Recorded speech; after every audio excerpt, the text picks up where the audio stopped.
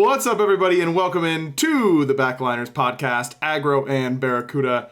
As per usual, we're in a mood tonight. First and foremost, I can tell you that I've talked to Barra for all of 2 seconds, and I can tell you that we're in a bit of a mood. Look, man, Destiny decided to just ruin her back, so she's been out of commission for quite some time. You're telling me she did it on purpose, is what you're claiming? Yeah, I think she was trying to take time off work, make me do all the chores around the house.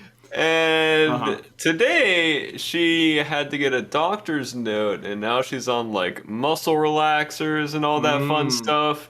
Dude, I hate being on muscle relaxers. They make me feel like, I don't know. I don't like the way they make me feel. I'm not. I've never taken them before. My dad had to take them a lot for UPS. So yeah, we had to take them after our car accident, and they sucked.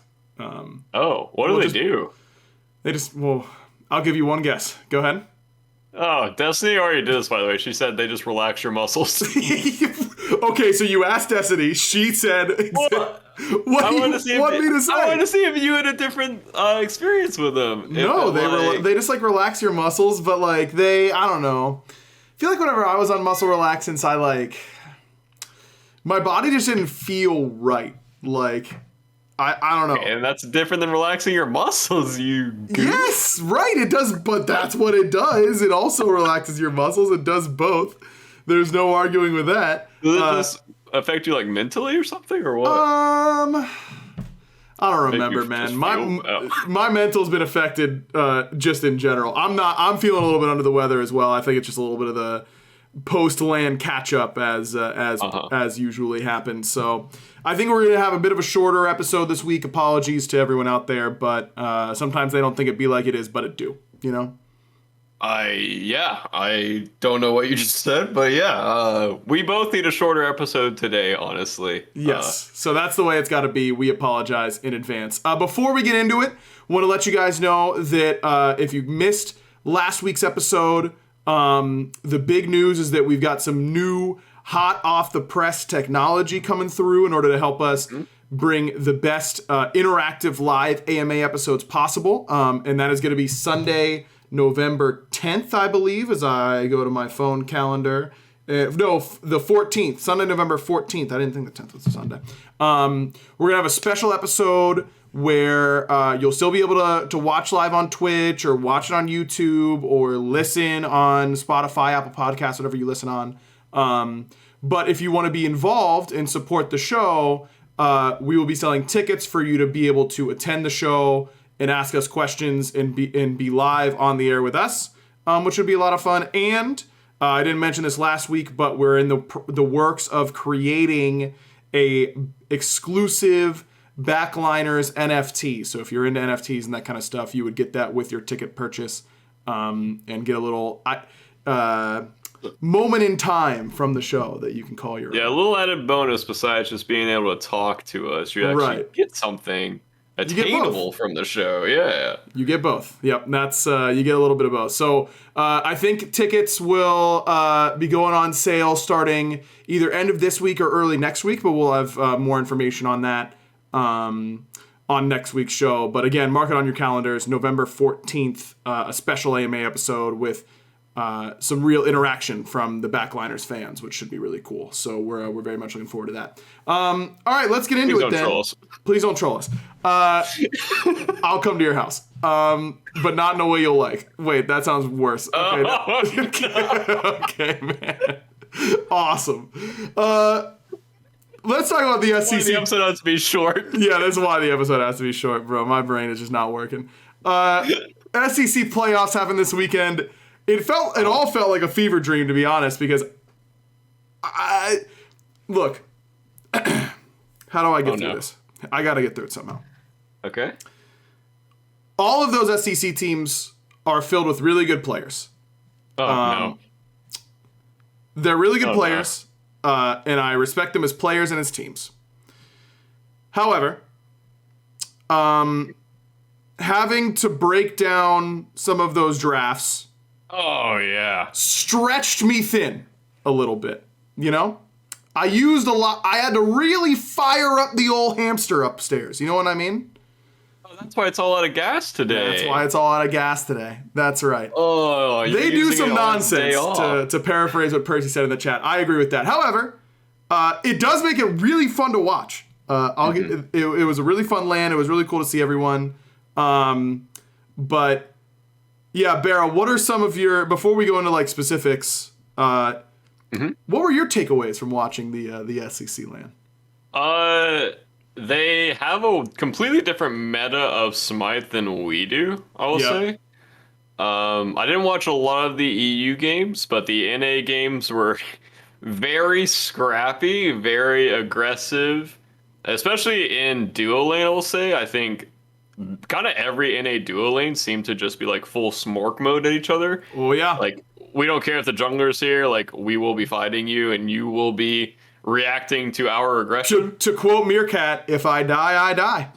And that's the way they play.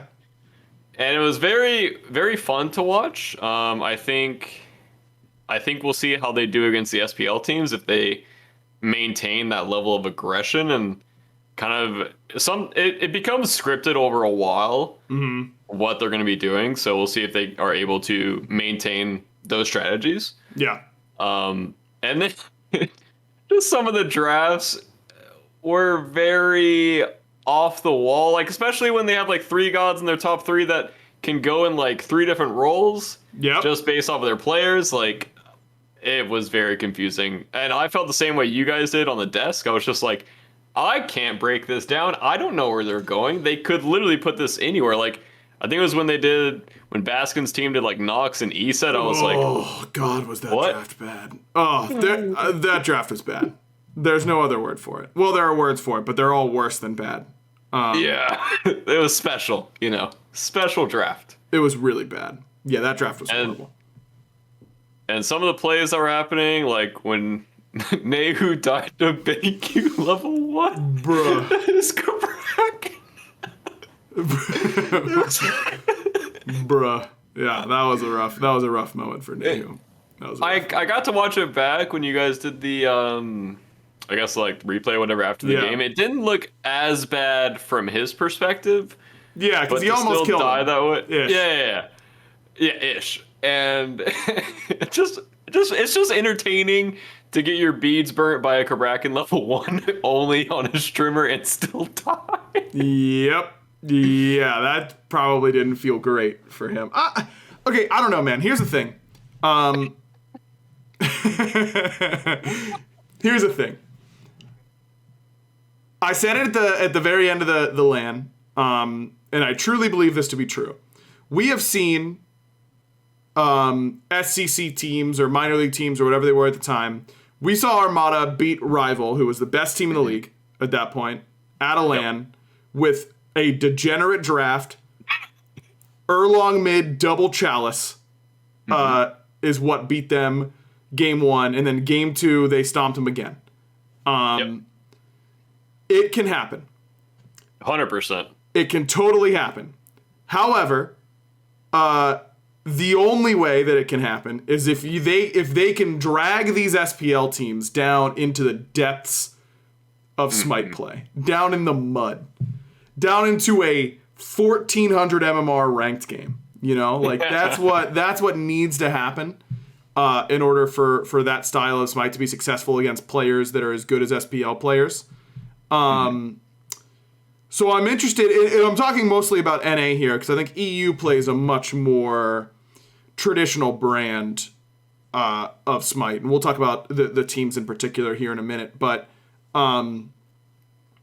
it can certainly work. I think that stuff like the problem that these teams will have is that they're going to be going up against, at the placement rounds, they're going up against better teams. I don't know how much good practice they'll be able to get, because these SCC teams that have lost, they probably won't scrim. Their season's done. Why would they be scrimming? And you don't want to just be scrimming against just the other SCC team, because you'll create a little mini meta that won't be indicative of what you're going to see at the LAN. And how many SPL teams are going to be willing to scrim you leading up to that event. So I think it's a really big uphill battle for those SCC teams, even more than it looks on paper.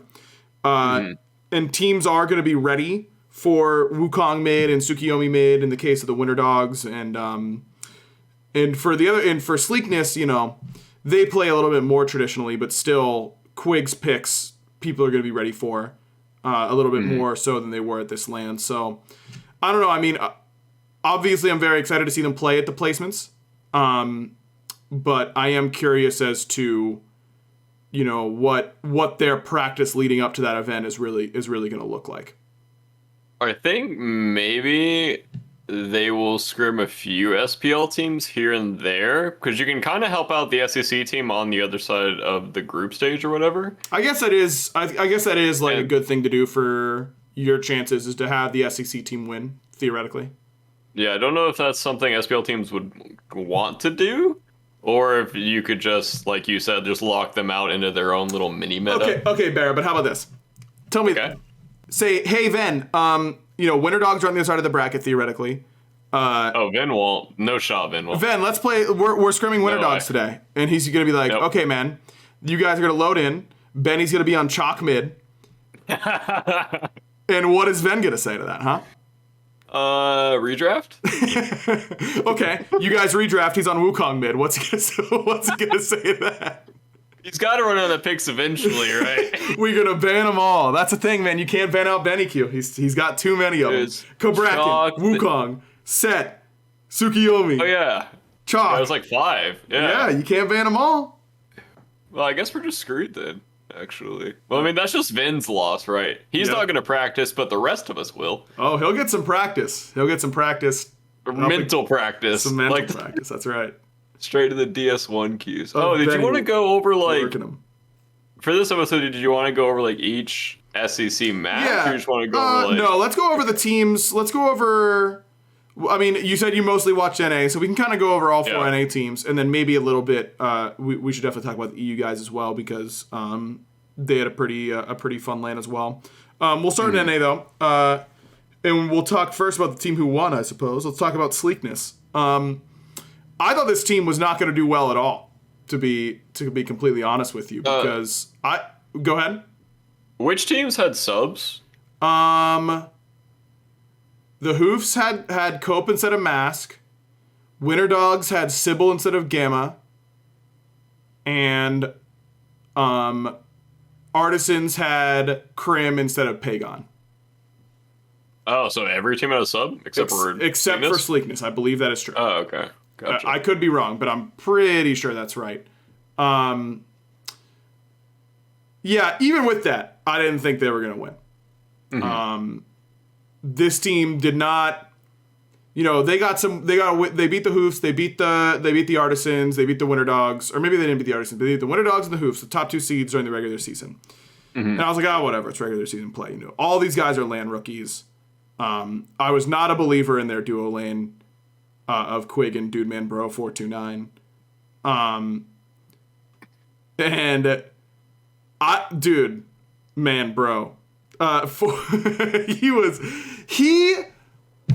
What happened to him, man? When he joined that team and first started playing with them, he was horrible. And I said as much to him, so I don't feel bad saying it on a podcast. He was sprinting it down in their games. Mm-hmm. And he comes to LAN. Inting every lane. Okay, nice. He comes to LAN, and he's nasty. He's sick. Did he change Godpool? No. He was smorking like he's an Izanami one trick. So everyone started banning the Iza. Then he would go to Hachi, and he would smurf on him with Hachi. And then he did the dupid, as he called it, as the third pick. It was crazy. Dude, he played... Barra, no offense to you. I watched him play Hachiman, okay? He gets trapped by a Yamoja wall. Uh-huh. I think he played it better than you would have. I think you would have died in that Yamoja wall. Dude, man, bro. I actually remember watching that, and I was like, why didn't anyone do damage to him? He's moving on him. He double relic then ulted out, and I was like, how does he stay in a Yamoja ult and double relic and not die? I was like, where's the damage? That's what I'm saying, bro. He was untouchable. He danced at the end of the edge of the Yamoja. I thought he was gonna ult out and panic, And then he just like stood his ground, double relic, ulted out, and I was like, he played it perfectly. He's a beast. Yeah, he did. I don't get it. How did it happen? I have a lot of I don't know. I have a lot of respect for how he plays because he's full smorks team fights, but somehow gets away with it. Dude, he flanked as Hachi and lived. And then killed Wowie. Yeah. Wait, I think he died. No, I think he lived through that fight. The one by fire is the one I'm thinking of. Pretty sure he died. Oh, maybe he died. Pretty sure he traded him for Wowie. Whatever. That fight looked like a lost fight for them until he like absolutely smurfed it. I don't know, man. He turned up. He's crazy. Him and Quig together are a very aggressive style duo lane and very, very fun to watch, I will say. Yeah. No, they played really well. I thought they won a lot of their games through duo. It was a lot of games through duo and a lot of games through Oath. I think Oath is legit, man. I don't know. I think that even on other teams, that's the one guy that did not surprise me with him popping off. I think he's going to be a top of the SCC jungler until it's time for him to potentially get a shot at SPL because I think he's really, really good. Yep. I mean, I've been noticing him in ranked for a long time, and it's kind of funny. Even before I did an assault tournament, and I think you won it with like Paul and that crew. And before that, he was popping, and then the whole time of the assault tournament, he kept getting assassins like popping off the whole time. I was like, oh. This guy's actually legit, and then he just kept playing ranked and just looked really good every time I saw him in ranked games. Yep. That guy's super good for sure. And Nehu and Chronic just like did their jobs, and that's what you need to do to win games. Definitely not a slight at them at all. All right, Winter Dogs. I mean, I'll let you take the lead on these. I think Aqua looked really good. Sybil was kind of hit or miss, depending on the games. I feel like some games he would hard carry, and other games he wouldn't really have much of an impact. Yep.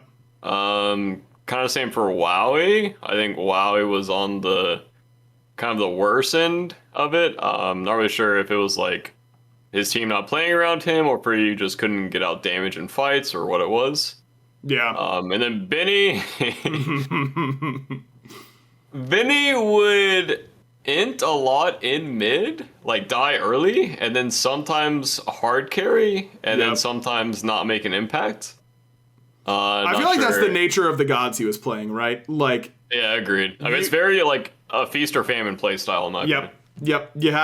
You're either popping or doing nothing on Assassin's mid, and to his credit, he popped more than he did nothing. Agreed.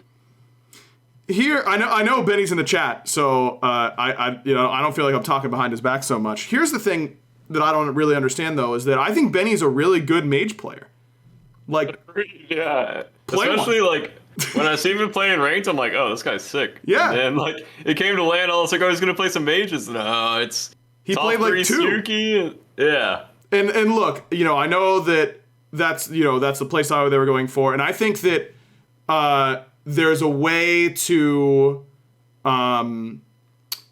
structure those drafts to give them, like, getting Benny's God low in the draft, or, making sure that Kirmi is ready to play Tsukiyomi and Set, and, Aqua is only playing Guardians, but if they can find a way to start flexing these, like, Wukongs and that kind of stuff to solo, and then giving them that flex, like, that team would be so hard to draft against if they had that threat of we're not top 2ing our solo laner every game, even though, like, if it's Cthulhu, whatever, or I guess but I don't know. I feel like they could really go with some flexibility there.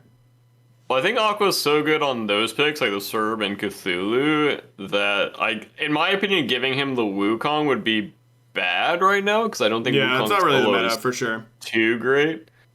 Just sign it with Wukong Jungle, forehead. Nope. Nope. That's not. I have respect for their playstyle, but it's like I said, very feast or famine. I think Kirmi looked really good sometimes, and then late game he would have like a lot of random deaths or like random trades. Like even if he had Fire Giant, he would go for like an all-in play. Yep. And I wouldn't say it's like sloppy, but it's very like 50-50 whether that play works out or not. Yep.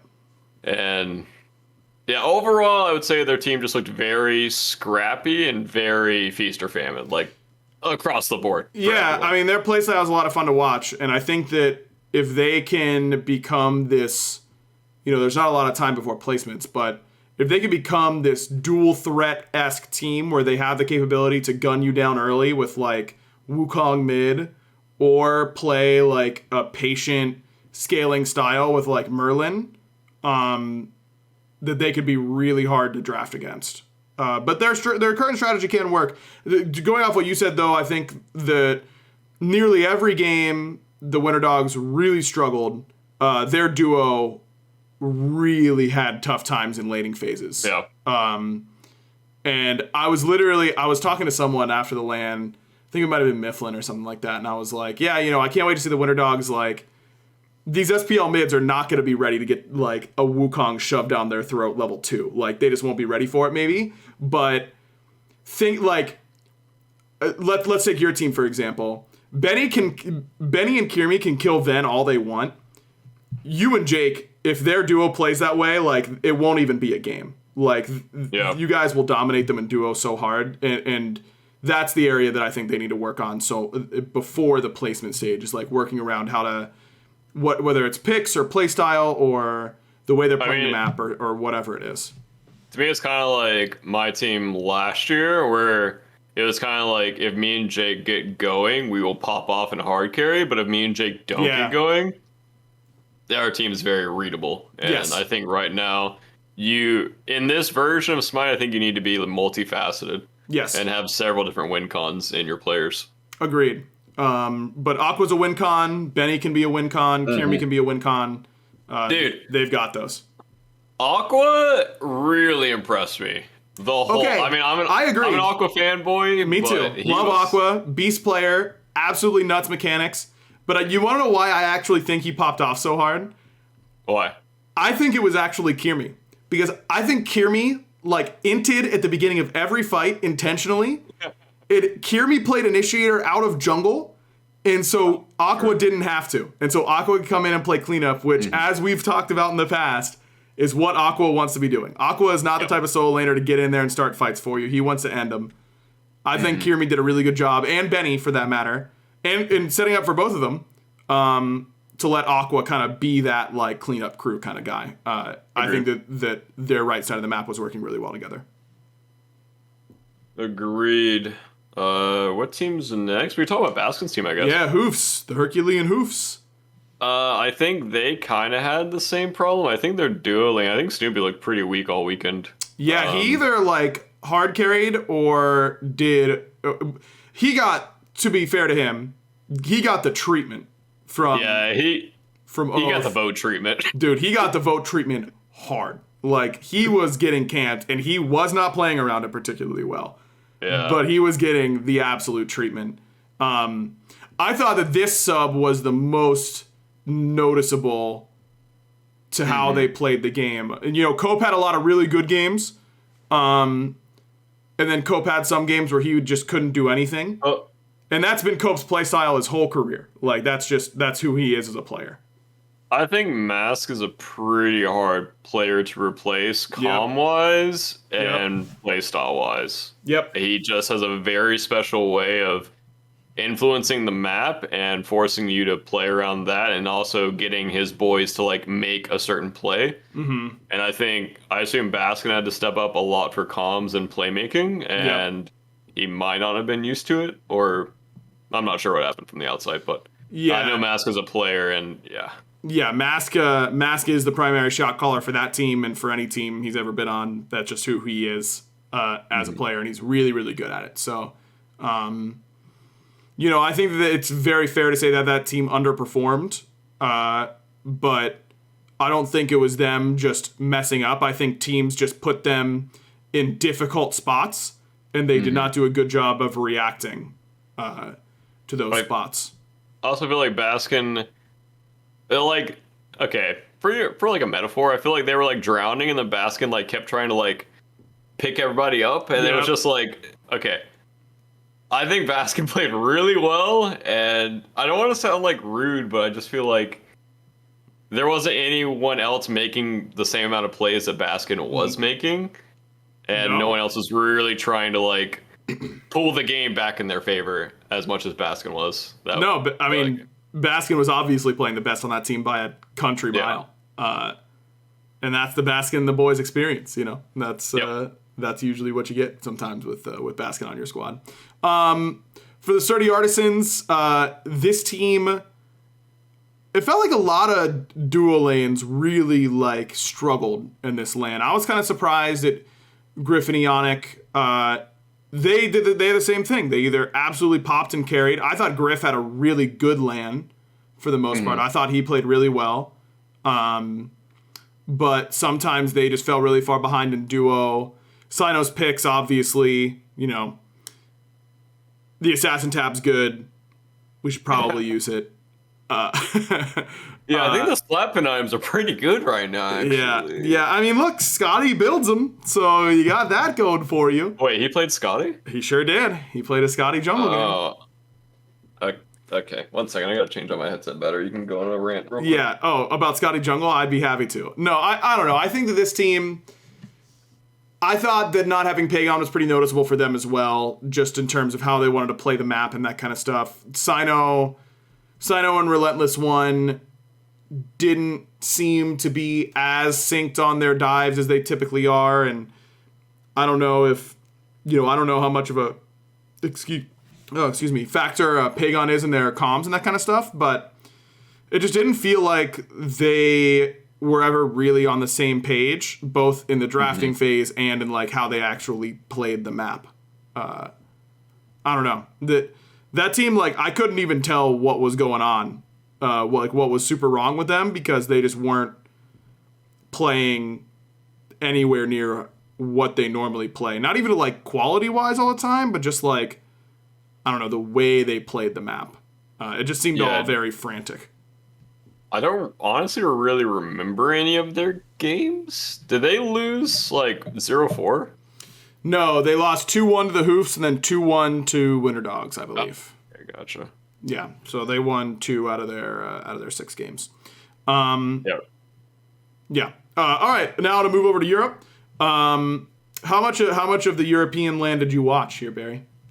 I watched a fair bit. I missed the finals, but I saw the ending of the finals. Okay. The finals were around that time. Yeah, I think it was like a 3-0, right? Or like a very swift one. One free game from winners bracket and then like a 2-0. Yes. I remember Rapio getting 2 pentas stolen. Absolutely criminal. Absolutely criminal. Pretty troll, but the one under tier 2, understandably, I think he lost it to like a mystical proc or like a bluestone tick or something. Yeah. But I mean, that's fine. But the Gav knockup, that Thanatos is catching that guy. Did you watch that game live, by the way, that Thanatos game? I don't think so. I don't remember, honestly. Okay. Let me explain to you what happened in that game. Okay. Rapio was playing Thanatos, as you know. Mm-hmm. He did not hit an enemy god until 15 minutes into that game. He had 0 player damage until like past 15 minutes. He then comes into a fight, does 3k damage in one fight, which is like a lot, gets a double kill, then does not hit another enemy god until he pentakills them. That's kind of crazy.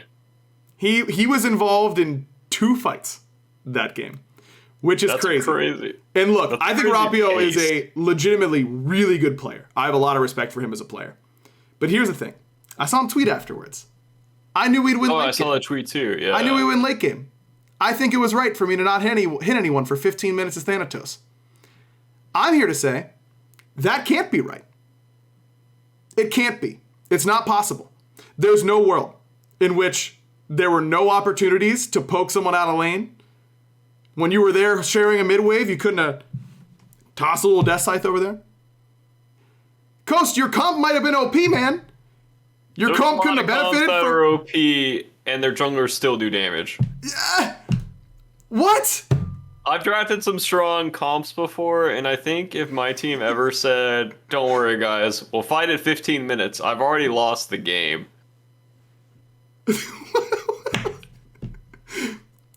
Hit someone, man! You're Thanatos! What? Look, man, EU just plays differently, man. It's just a different version No, the rest Smite. of them were fighting. That's the crazy part. It's not like no one was fighting ever. It's that he wasn't. Look, man, there's no opportunities. I'm just trying to, I'm just trying You're trying to rile me up and it's working, Barry. No, I'm not trying to rile you up. I'm trying to save him. Yeah, no, look, like I said, he won the game. He got a pentakill, basically. He's a great player. I have a lot of respect for him. He should have hit someone in the first 15 minutes of the game. That's all I'm saying. Both of my statements can be true, right? He can be a really good player and should have hit someone, right? Yeah. All right. I completely agree. Okay, great. Now we're all on the same page. Let's talk about that team first then. Kha'zix fan club. Rapio and Coast, obviously the two players that we talk about a lot because of their competitive history. But Gunter in the mid lane, really good. Calvin, I don't know, maybe Coast can shed some light in the chat as to why he is no longer on Team Joystick, because I thought he was really good on that team, but got replaced by iSilenced, and so joined this team, and I think Calvin has really impressed me, even though I didn't really know his name before this phase. Maybe that's my fault, but maybe it isn't. And then you've got Bevy Monster over there in the solo lane, which is a name that makes me laugh, so we've got that, and he's pretty good. This team, they impressed me.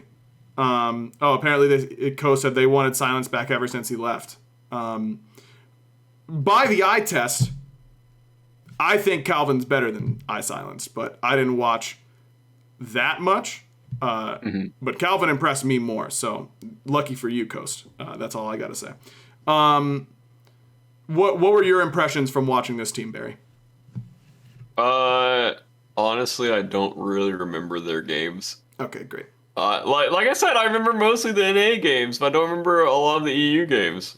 All unfortunately, right, I think this team. I remember Coast popping off and me having a lot of respect for Coast, and then Rapio making plays. I watched earlier today Coast absolutely running you in some NA ranked. Yeah, he runs me non-stop, dude. He's sick. He is sick. Yeah. All right, we're on the same page. There you go. Yeah, I mean, there's nothing I can do. He's Coast. He's Coast. That's all there is to it. That's all there is to it. And then he cues the adapting, and adapting goes Bancroft, Sonofall, Alquan. Uh-huh. And that's the crit. And then he goes Mantle, 6 item. You killing that guy or what? No, you're riling me up right now. All right, perfect. Now, an eye for an eye. Talking about my ranked games on stream. And now disgusting. And now the podcast is blind because we've gone eye for an eye. Yeah, I think this Kha'zix fan club team is pretty good. I mean, I think they came in with a very cohesive game plan, and I think that a lot of teams, even SPL teams at times, struggle with that. And so I always personally like to see whenever a team knows how they want to play the map and knows their win condition and all that kind of stuff. And even in the games, a lot of games I thought that they were drafting to play around duo, and then something would go wrong in duo and they wouldn't be able to play around there anymore, and they were still able to kind of adjust their game plan accordingly, which is also something that takes time to learn for a lot of teams. So I don't know, man. I mean, obviously they've got an uphill battle playing from EU, but I think these guys are talented, and I think they want it a lot, and they if they come in and play really well, they could probably make some noise. All right. Yeah, Costa is sick hooler. Sorry, I'm going back so I can actually remember the games, but he did pop off in the hooler game. Yeah, I really don't remember these games. I'm clicking through my VOD and I just... Yep, nothing. I remember yelling at Echrome for picking Chernobog and then not building crit. I was not happy with that. I don't understand why you wouldn't go crit on Chernobog, because, especially into a Tiamat, and you have a Merlin, you can force them to buy Spectral. They'll be sad. Your Merlin's going to pog off then, but then you build full team fight, and it doesn't make sense. Doesn't make sense, and that's why they went off. That's all there is to it. On the other side, the other team that qualified, Elysium, I mean, I don't know. We talked about this team winning all the time. I'm sick of talking about how much better they are because they are just better. Adapting just like jungle gaps everyone routinely. Even players who are really good, like Rapio, you're up against Kenneth. Like, if Kenneth has one of his good games, you have to really try hard to get him on a pick that he's not going to own you with, and then you got to take him out of the game. And SPL teams tried to do that for literally like 5 years and failed routinely. So it's just going to happen to you. I don't know what else to say. He's a very, very, very hard player to shut down. And if you do try to shut him down, he just gets angry. And you don't want him to get angry. Yeah. So, yeah, I think he's literally just smurfing. Yeah, I don't know. He's just owning in team fights. Angry's really good. Terrorm's really good. Spudio and Trix are a really good duo lane. Like, this team has legitimately no holes. I don't know. I think that they're going to be a team that, like, if teams don't prep for them and the way they play and how they pick, if teams, like, if an SPL team doesn't respect that team and just gives them everything they want, they'll lose. Yep, I think they will lose to that team. Now, if they do their homework, they should beat them. But if they don't do their homework, they will lose. I mean, every SPL team should be doing their homework on all the SCC teams, because the SCC teams, when they play against you, have nothing to lose, so they'll be playing very confidently, because they are not expected to win anyway. So if you go in unexpected, kind of like what Rival did back in the day against Meerkat's team, like, you gave them an inch, and then they took literally everything. So yep. I think, especially right now with how skilled everyone is in Smite, you can't be doing that.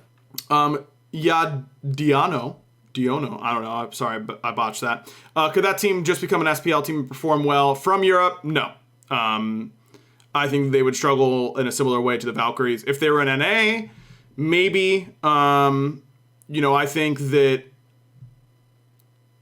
overall, they could do well in SPL, but as good as Terrorm, Angry, and Spudio have looked against SEC level talent, it's really hard to say how they would do up against SPL level talent.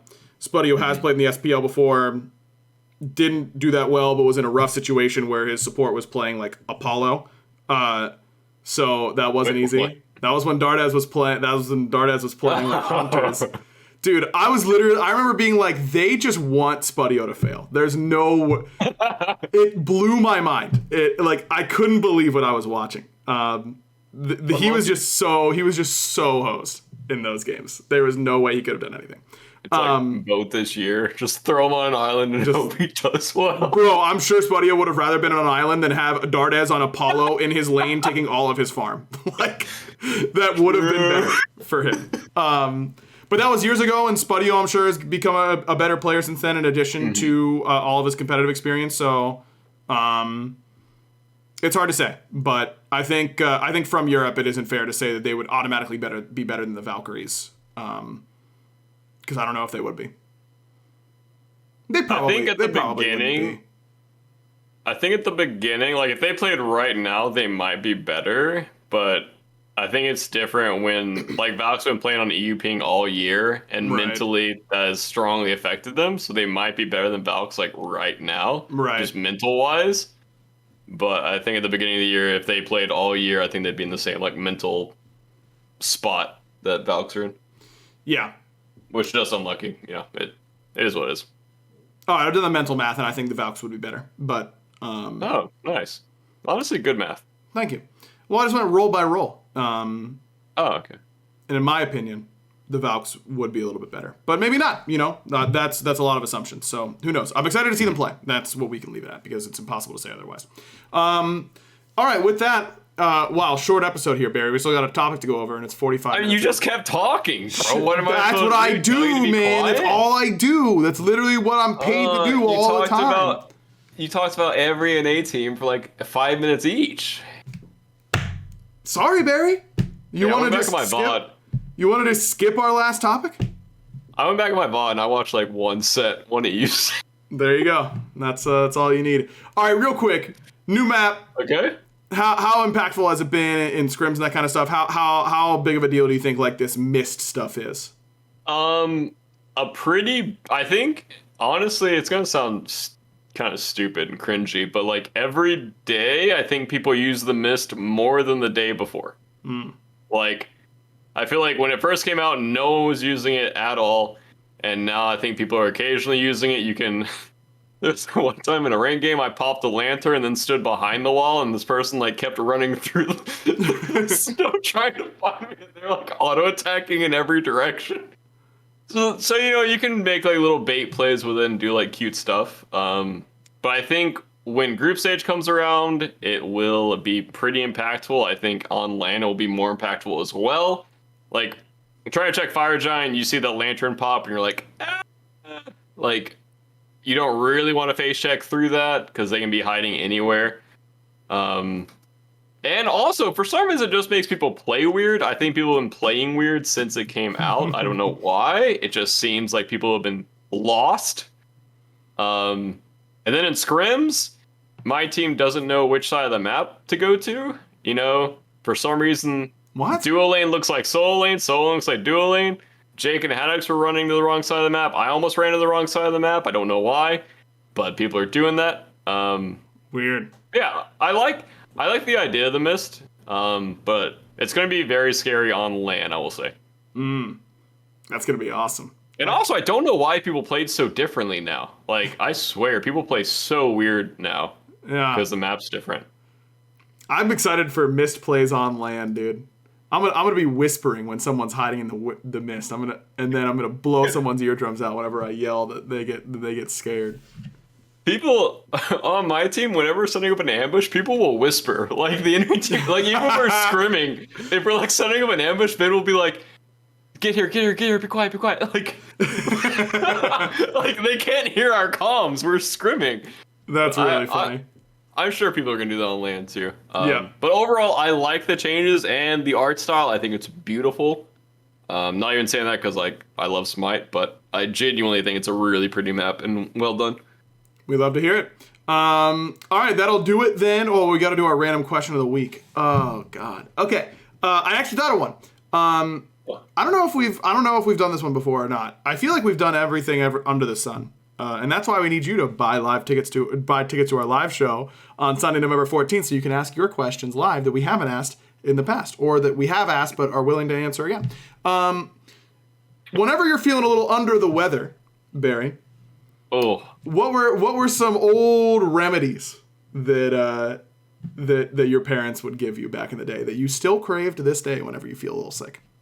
I will say my favorite over everything is butter and cinnamon on toast. Dude, no way. I eat that one even when I'm not feeling when I'm feeling fine. I made that recently for Sam because he had never heard of it. It's cinnamon sugar, right? You do yeah, cinnamon sugar, right? I made that for Sam because he had never had it.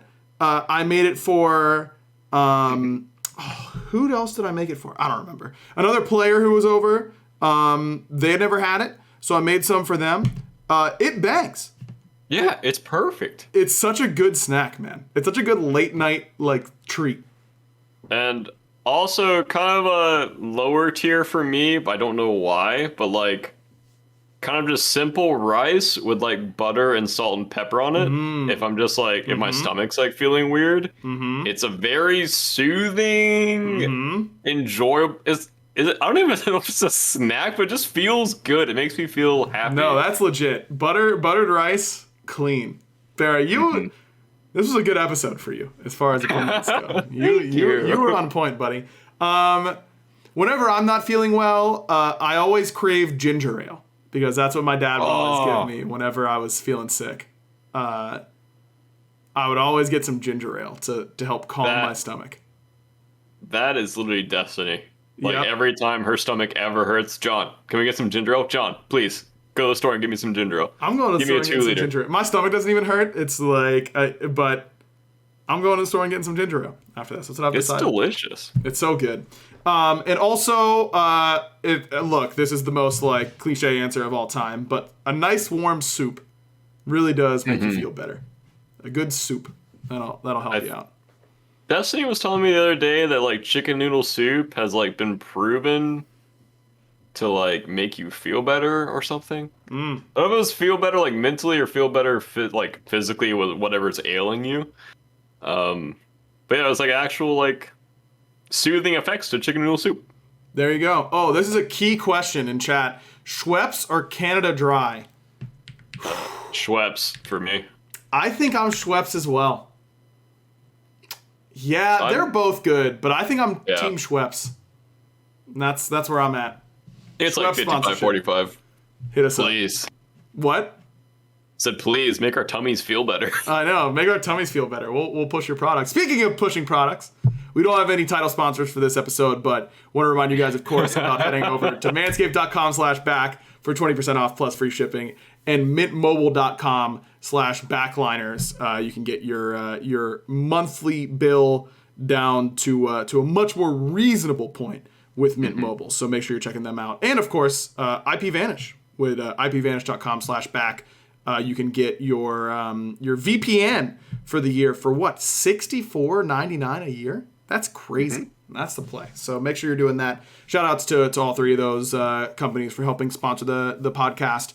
So make sure you're checking them out. Again, we'll be tweeting it out and talking about it next week on the podcast. But Sunday, November 14th, we'll be doing our first new edition of the live AMA, where you can get involved and join the show and let your voice be heard. Really good way to support the podcast would be to do that. So if you guys are big fans, you can be a part of the show and get a little NFT to remember your time with. Barry, you were gonna say something? Do you know when the games start? Oh, they started at 11. Okay. Yeah, they started at 11. Because I have a game Sunday, second one, so I assume I'll be back for the podcast. Yeah. Or Barry, we could like do the show together in person somewhere. Oh. For that speciality episode. Well, if we beat the Scarabs, I'll feel like it. All right. If not, I might be feeling a little angry. Yeah, I don't want to get smacked talking about how the Scarabs smacked you. Am I right? I'd be so sad, bro. Oh. Am I right? All right. Thanks, everyone, for watching and listening to the podcast. We appreciate you all. Sorry for the bit of a shorter episode, though. It was 52 minutes, or not exactly 52. It wasn't even a short episode. Why are you complaining, chat? Get over it, okay? We're going to leave when we want to leave. We want to leave right now. BaRRa, tell them bye. Bye. That was too nice. Do it again, but meaner. Bye. Nice.